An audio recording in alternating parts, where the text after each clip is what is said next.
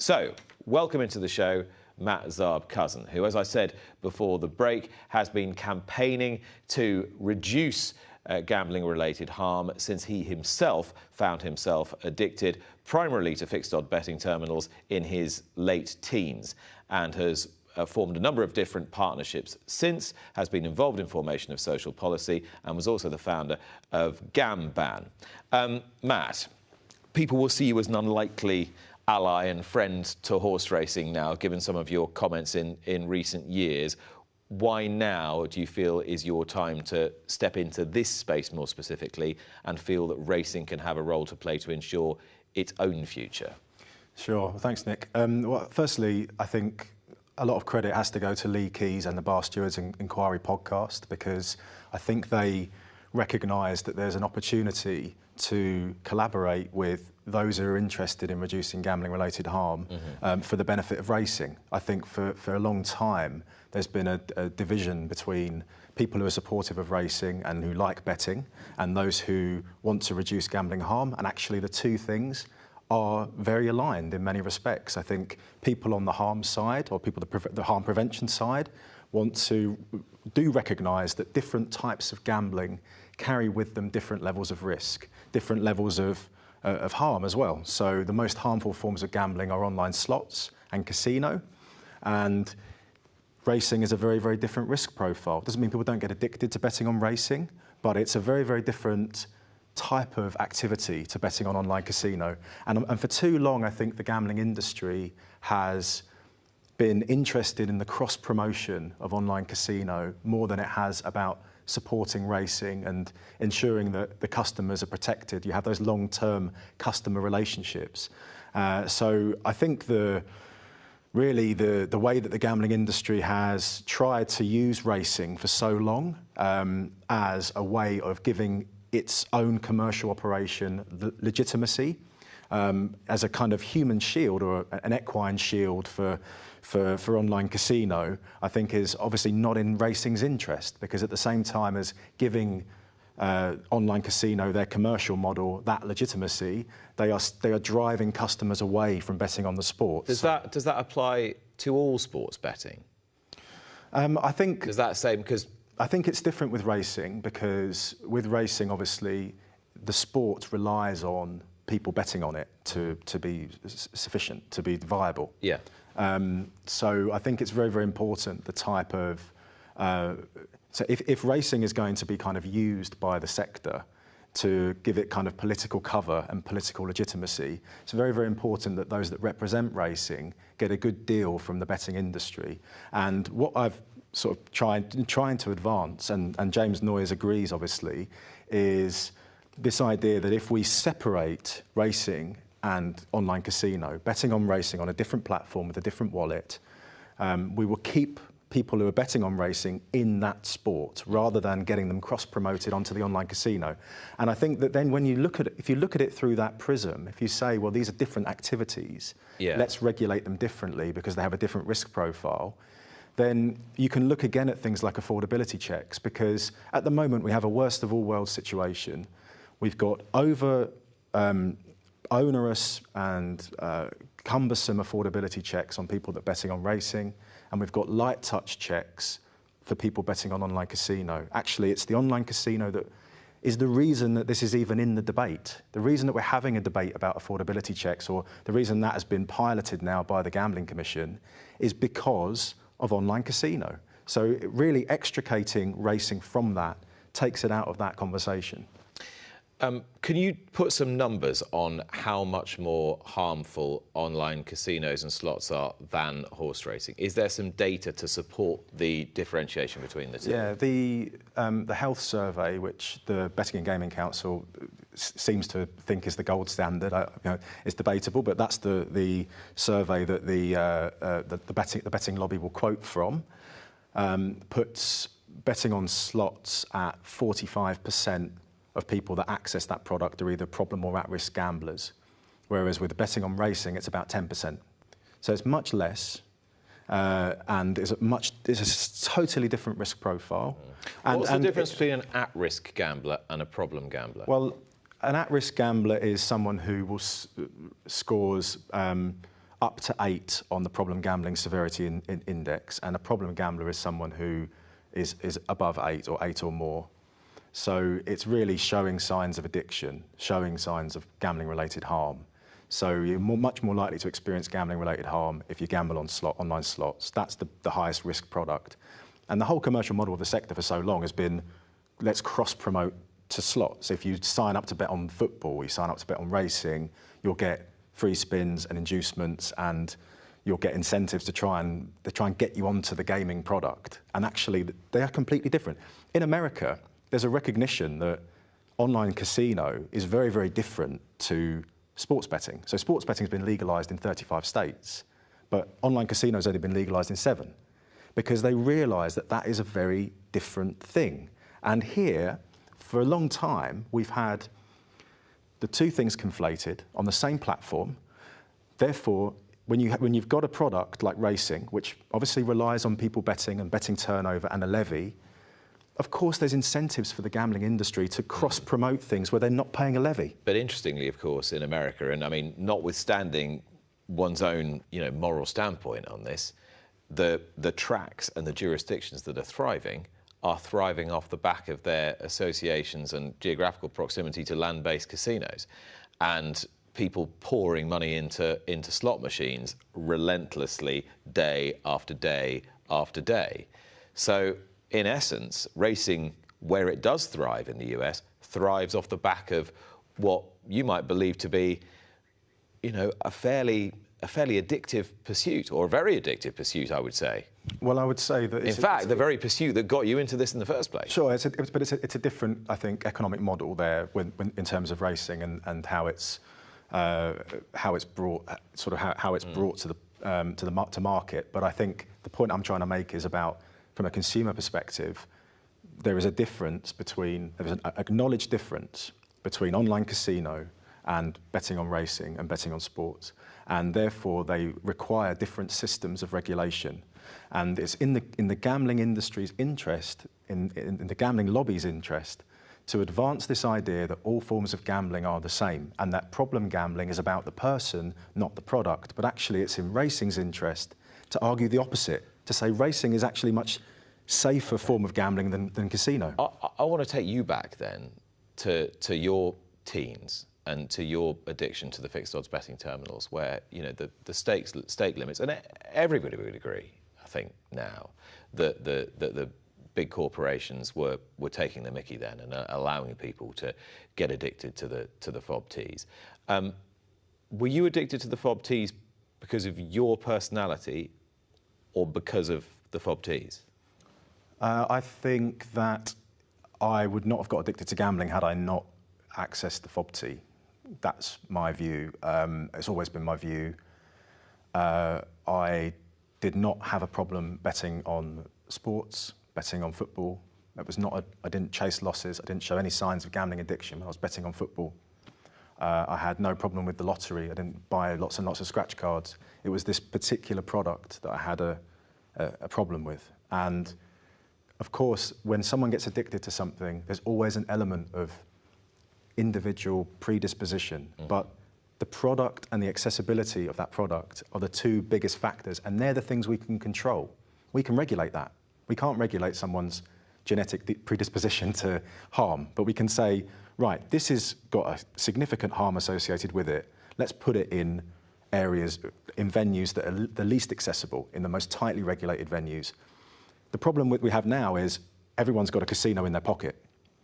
And if you're betting on racing, if you signed up to a gambling site because you want to bet on racing, you are going to get cross-promoted and cross-sold. And that is bad for racing. The money is not staying in the sport. We talk about affordability checks and the impact of that. I accept that. I accept that that is obviously having an impact. But what's having more of an impact is the commercial model of the sector.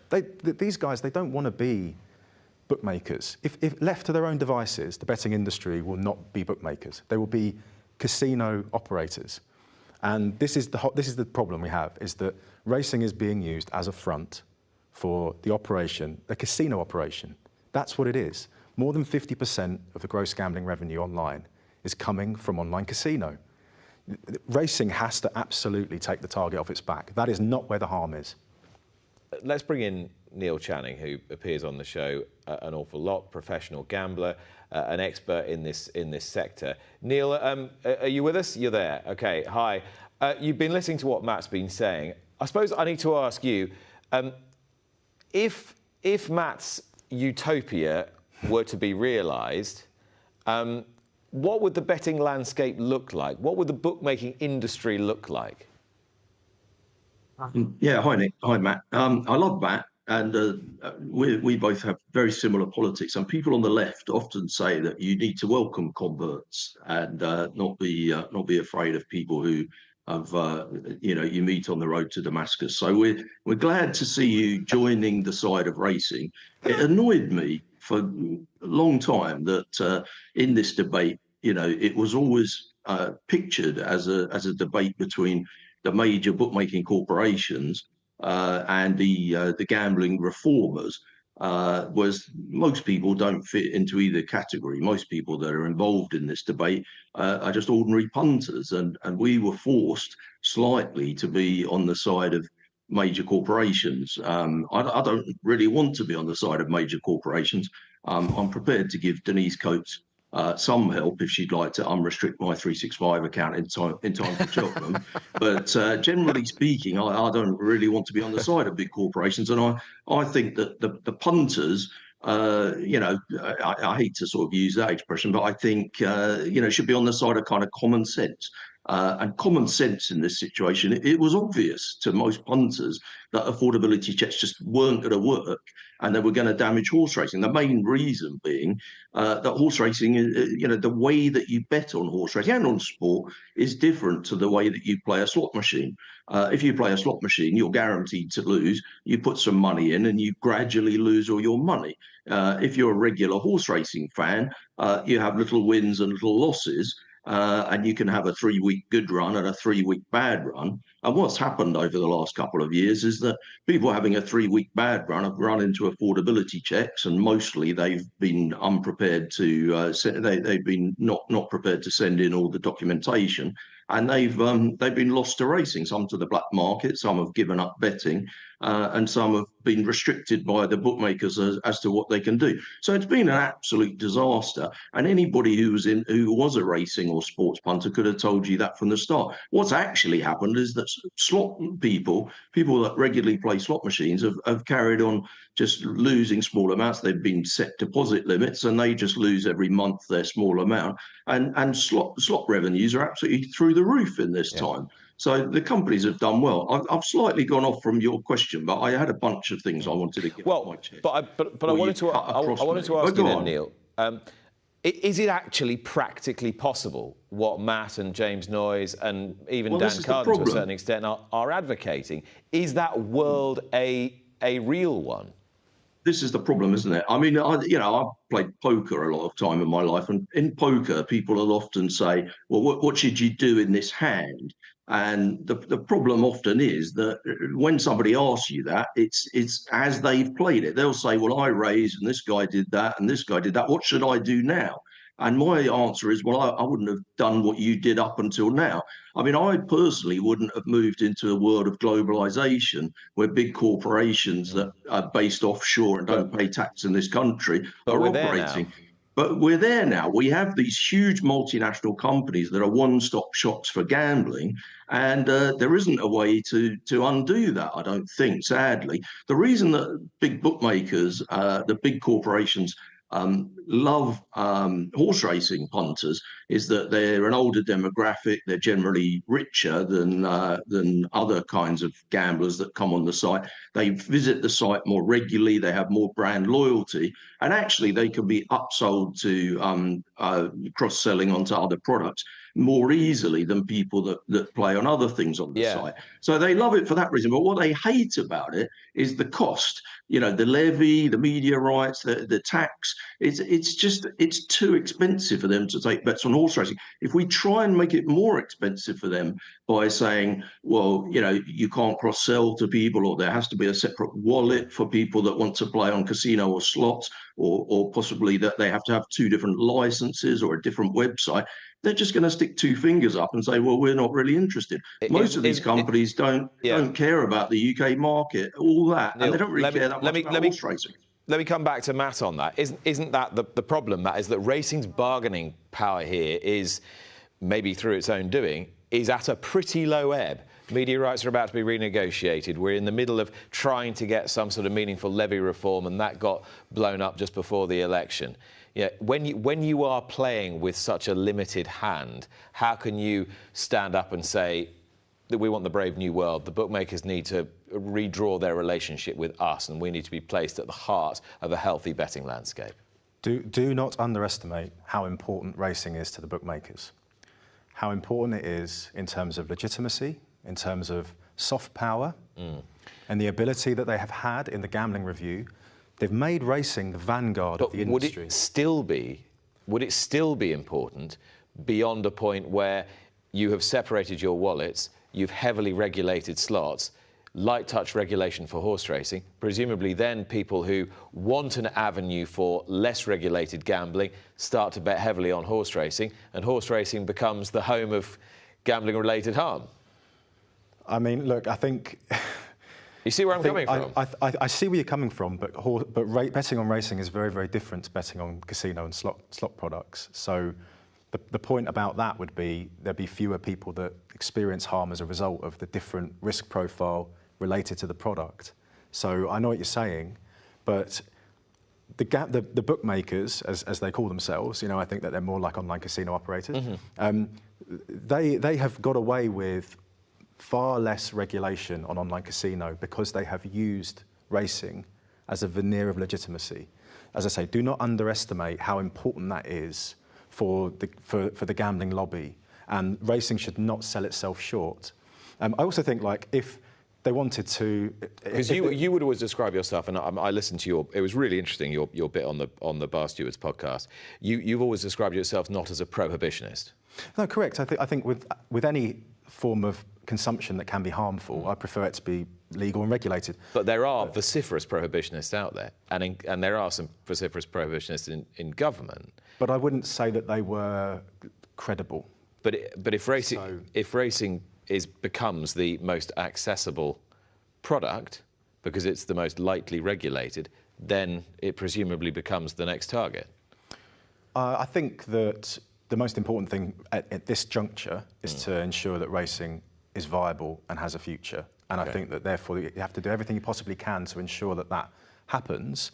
And if the bookmakers want to relinquish racing because they can't, do separate wallets and platforms, I think that would be a huge embarrassment for them. I think that would be a massive... Because that's the implicit threat. I don't like it any more than you. Yeah, but I mean, they've just spent the last 3 years telling everyone how much they want to save racing and how important it is they don't get regulated too much. They're not going to then chuck racing out, right? This is it's just not going to happen, and they would lose all credibility if they did that. If they did, there's other avenues. There's the tote. There's other things that could fill that void quite easily.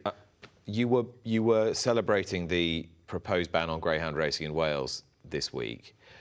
Where do you draw the ethical distinction between greyhound racing, which you obviously don't like, and horse racing, which I think you kind of approve of? Yeah. So do you? I don't know. No, I do.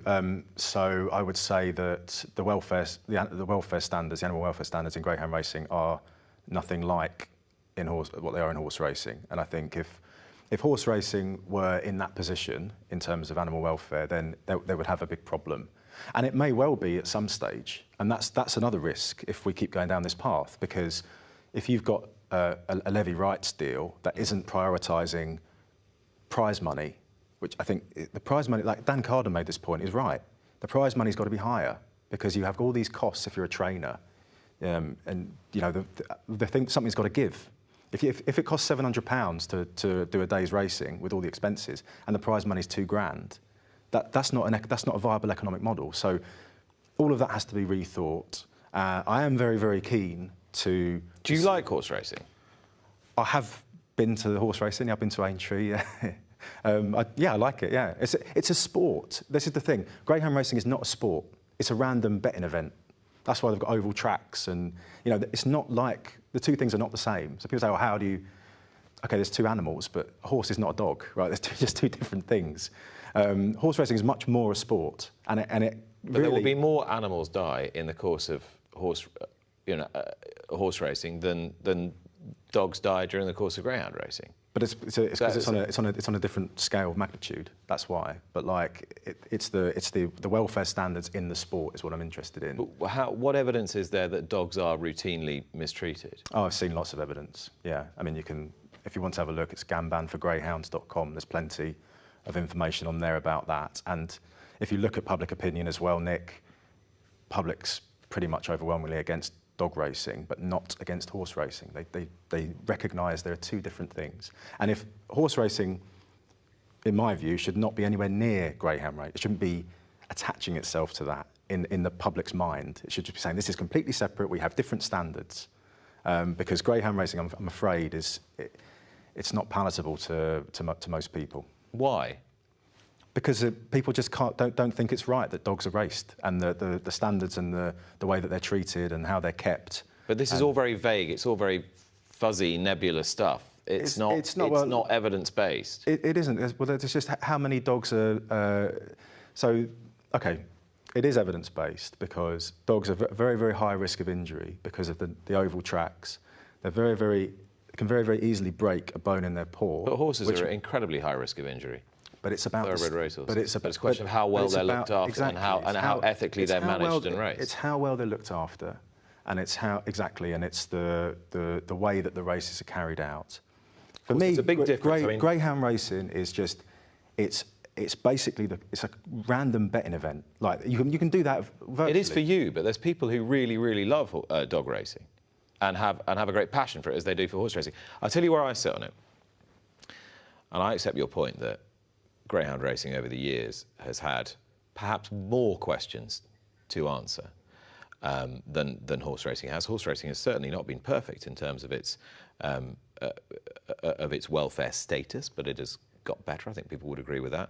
And greyhound racing, I think, has had more questions to answer. But I think it's also accepted that standards of maintenance and care of greyhounds has also improved, and rehoming of greyhounds has significantly improved. Vaughan Lewis was talking about it on my podcast earlier this week. I think there's a big difference between saying this needs to get better and the public don't love this to I believe ethically that this should be banned. Do you see what I mean? And I think if your ethics are that you think it's okay to race horses round 4.5 miles over 30 jumps, which mine do, then I'm fine for greyhounds who are bred to race to run 2 circuits round Hall Green or whatever.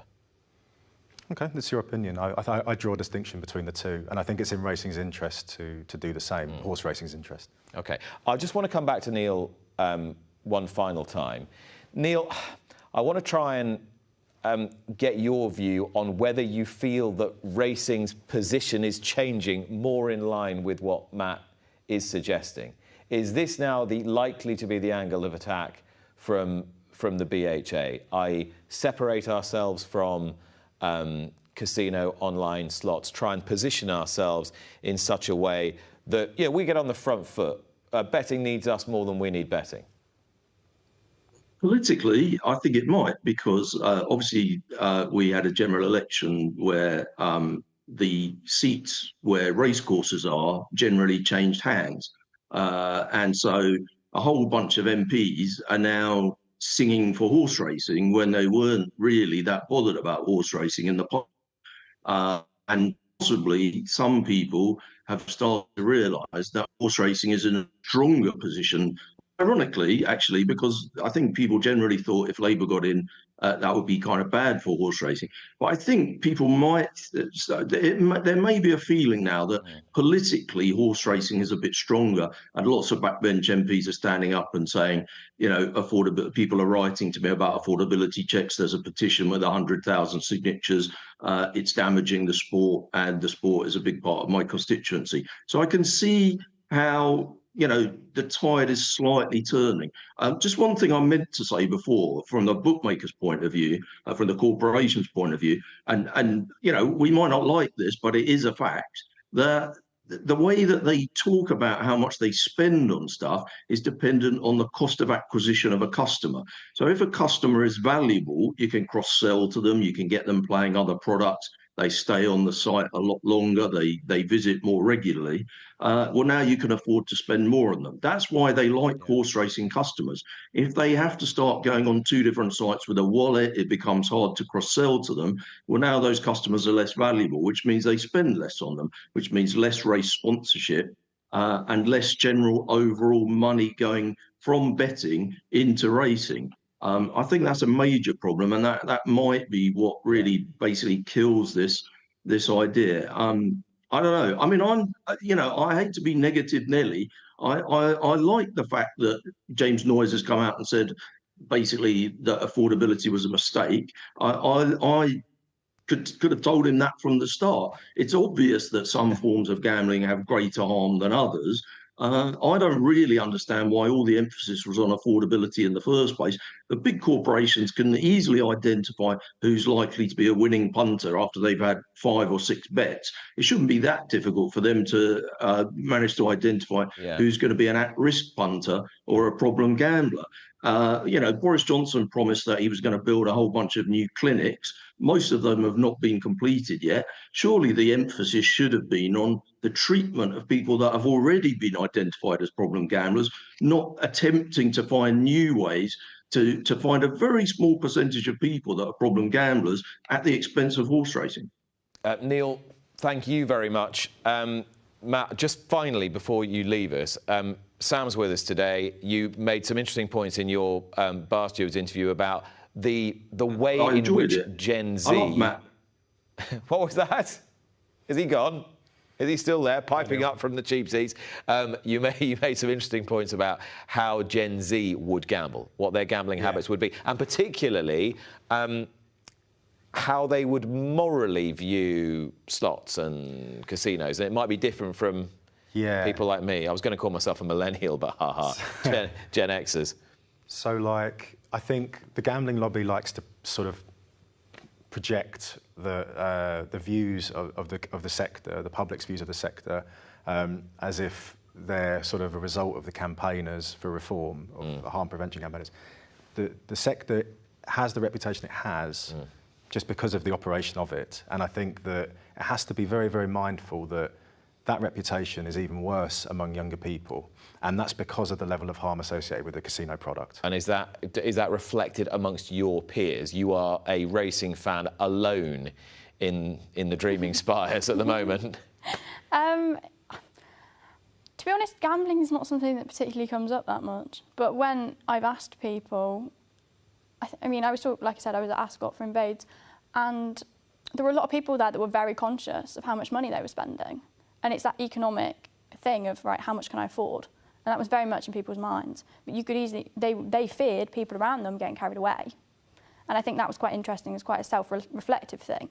But if we want to talk about my generation, I had no information whilst I was at school about the dangers of gambling. You had drink, you had drugs, but you never had gambling.